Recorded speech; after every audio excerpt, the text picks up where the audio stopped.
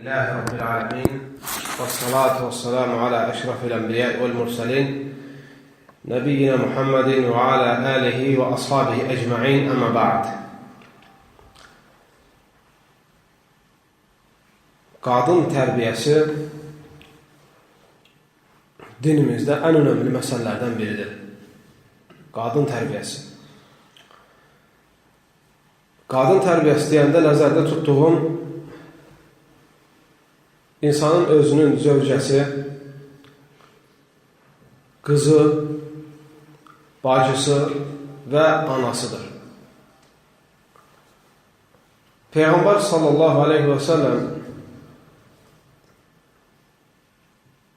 bir çox hədislərdə bu məsələyə toxunur və qadın tərbiyəsinin nə qədər önəmli olduğunu bizlərə bildirir.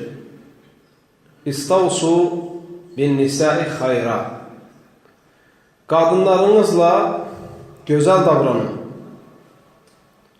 Burada nəzərdə tutulan qardaşlar, gözəl davranış kəlməsinə daxildir onlara nəsihət. Onlara, qadınlara haqq, hüququ öyrətmək. Bəzən görürsünüz ki, xüsusən də insanın öz zövcəsi kibirli ola bilər. Sən tövsiyə edəndə qəbul etmək istəmir. Ola bilsin ki, etdiyi günahı sən görəsən, tövsiyə edəsən, o bir bəhanə ilə bunun altından çıxmağa çalışır.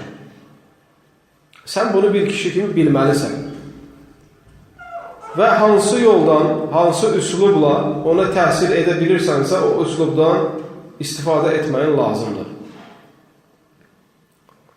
Allah Azza və Cəllə həmçinin Quran-ı Kərimdə buyurur: "Ya eyyuhellezine amanu qu enfusakum və ahlikum nara."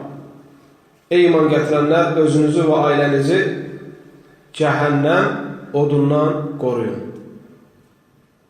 Bu ayə də dəlildir ki, insan öz ailəsindən məsuldur. Ailəsinə gözəl tərbiyə etmək onun üzərində vacibdir. Və bu vacibi insan yerinə yetirməsə, qiyamət günü buna görə hesab olunacaq. Qadın tərbiyəsi ona görə önəmlidir ki, qardaşlar, çünki ümmətin kişilərini yetişdirənlər qadınlardır.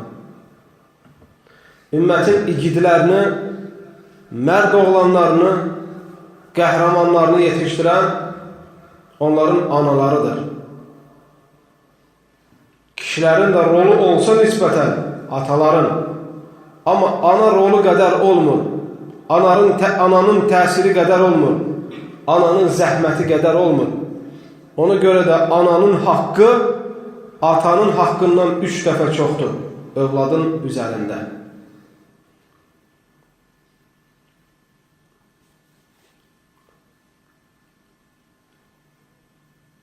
Rasulullah sallallahu aleyhi və səlləm buyurur: "Hubbibə iləyyə min dunyakum ithnəteyn." Dünyanızdan mənə 2 şey sevdirildi. Birincisi salih zövcə, ikincisi də ətir, gözəl qoxu.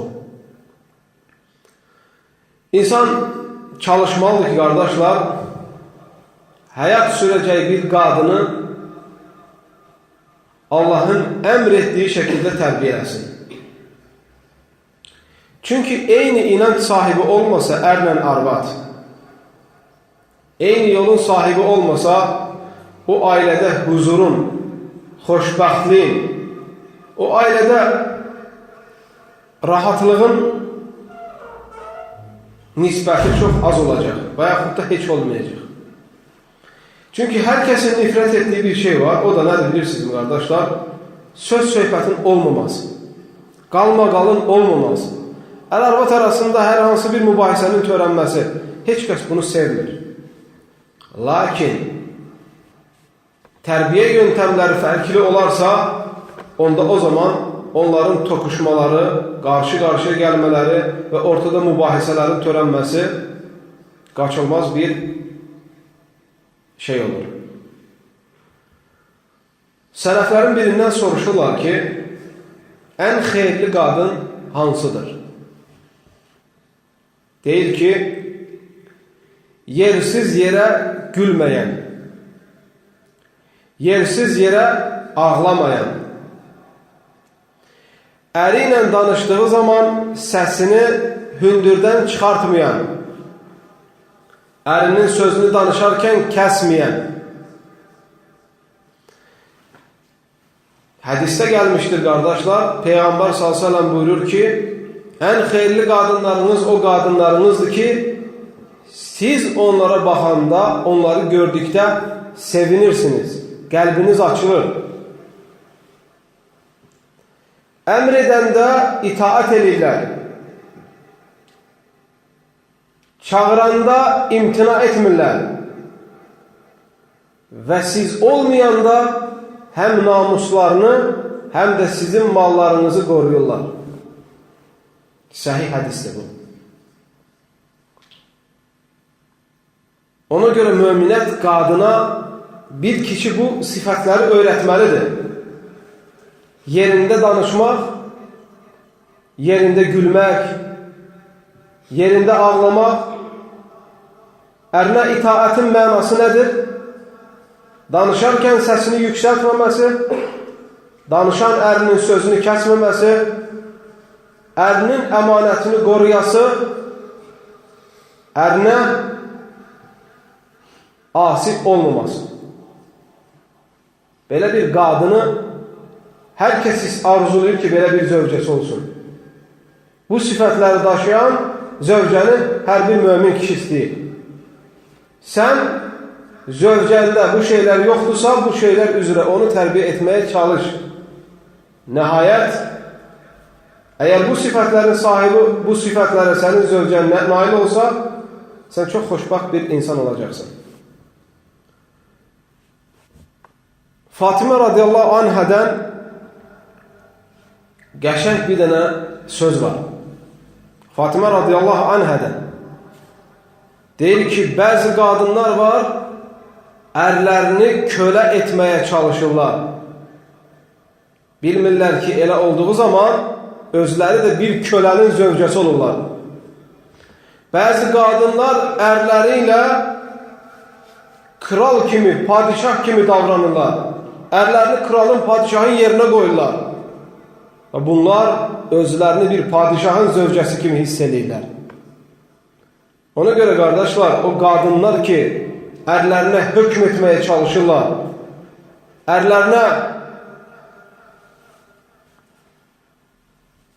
ərlərini yönəltməyə çalışırlar və onları küçümsəyirlər, onların zəifliyindən istifadə edərək, onların üzərinə səslərini qaldırıb və yaxud da müəyyən hilebazlıqla kişiləri aşağı salırlar, onlar bu səviyyəli kişilərin zövcələri olur sadəcə. Sahabələrdən biri deyir ki, sahabələrin zövcələrinin biri deyir ki, biz ərlərimizlə danışdığımız zaman, ərlərimizə xitab etdiyimiz zaman, siz deyir, krallarla, padişahlarla necə danışırsınızsa, biz ərlərimizlə o şəkildə danışardıq. Bunu etmək qadın üçün bir ibadətdir. Bunu etmək qadın üçün ailə istisini çoxaltmaqdır. Ailə mehribançılığını çoxaltmaqdır. Bəzi qadınlarda o qədər kibir, o qədər qürur, o qədər cahillik, o qədər hirs olur ki, bu şeyləri özünə sığışdıra bilmir və ona görə də ailədə daima problemlər çıxır. Baxın, Subhanallahil-azim, sələflər necə olublar? Sələflərin biri deyir ki, bir gün zövcəmlə halallaşırdıq. Yəni, keçmiş günlərimizi yadımıza salırdıq. Deyirdik ki, məsələ, mən filan vaxtı sənin üstüvə səsini qaldırmışam. Nə bilim, o deyir ki, mən sənə əsəbləşmişəm. Deyir, halallaşırdıq. Yəni, deyir ki, kişi haqqını halal elə, bu deyir ki, qadın sənə haqqını halal elə. Belə söhbət edirdik. Deyir, çünki bu zövcə çox salih bir zövcə idi. Neçə il imiş evlənibmiş. Deyir ki, təheccüd namazını tərk eləməyən bir zövcə idi. Deyir, bu zövcənin adəti idi ki, məni də özü ilə beraber durğuzardı, oyadardı mən də ona qoşulub təheccüd namazı qılardım.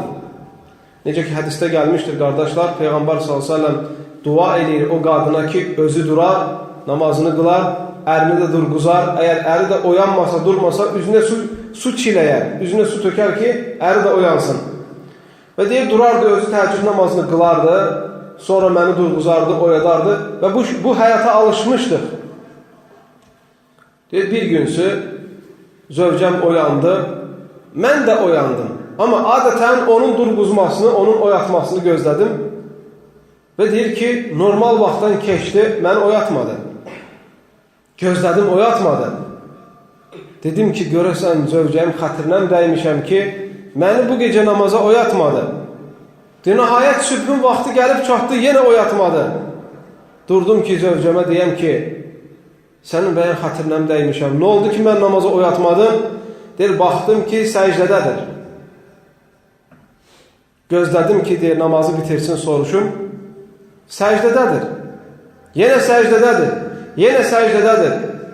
Yaxında getdim, baxdım ki, dünyasını dəyişib. Getdim, baxdım, gördüm ki, səcdədə dünyasını dəyişib. Rasulullah sallallahu aleyhi və səlləm buyurur ki, insanlar nə üzrə öləcəklərsə, qiyamət günü onun üzrə həşr olunacaq. Kim bu dünyada nəyi çox edərsə, onun üzrə insan bu dünyada dünyasını dəyişəcək. Müğannilər oxuya-oxuya, namaz əhli namaz qıla-qıla, təəccüd əhli təəccüd zamanı, zikir əhli zikir edə-edə, dua əhli dua edə-edə, alkaşlar alkaşlıq yolunda, narkomanlar narkoman yolunda, fahişələr də fahişələr yolunda, mərdlər mərd olaraq, kişilər kişi olaraq, nakişlər də nakiş olaraq. Kim həyatını nə cür sürdürürsə, hansı həyatı yaşamağa qərar veribsə, Allah o insanın canını o həyat üzrə alır. Ona görə qardaşlar, bu ayəni tətbiq etməmiz lazımdır. Ey iman gətirənlər, özünüzü və ailənizi cəhənnəm azabından qoruyun. Allah Azze və Cəllədən diləyirəm ki, üzərimizə düşən bütün məsuliyyətləri gözəl şəkildə əda etməyi nəsib eyləsin. Salih zövcə sahib olmamızı nəsib eyləsin. Bizləri, ailələrimizi, valideynlərimizi, övladlarımızı Firdevs cənnətində həşr eyləsin. Firdevs cənnətinə girməyi nəsib eyləsin. Rasulullah sallallahu aleyhi və səlləmin qonşularının olmağı nəsib eyləsin. Və sallallahu və səlləm və barik alə nəbiyyə Muhammed və alə alihi və ashabihi ecmaîn. İxlasla.com saytı tərəfindən təqdim olundu.